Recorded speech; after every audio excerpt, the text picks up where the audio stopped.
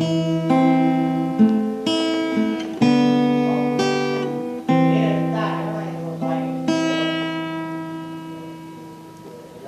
งแต่เฮาคบกันในไทยสงกรานต์ปีใหม่เมื่อหัวใจของอายน้องลืมแล้วตีความหาของเฮาสิจบกันง่ายกันน้องแม้นว่าเจ้ายังดีบ่พอเฮ็ดจังใดเนาะสิเป็นแฟนได้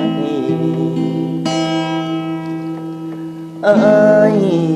ยอมรับตัวอายบ่ได้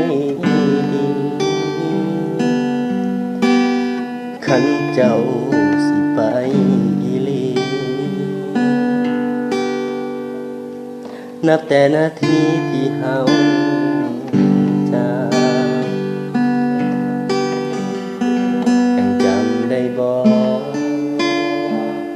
วันที่ห่างกัน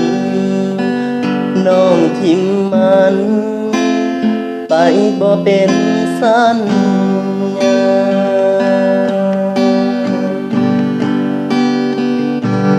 ความหักมันจมแล้วเด้ความหักของเฮามันจมตั้งโดนสุดท้าย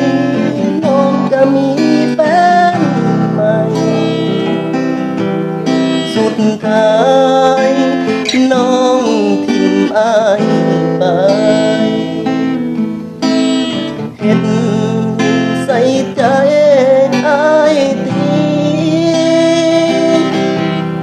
น้องลืมแล้ว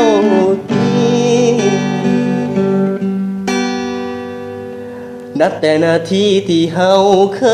ย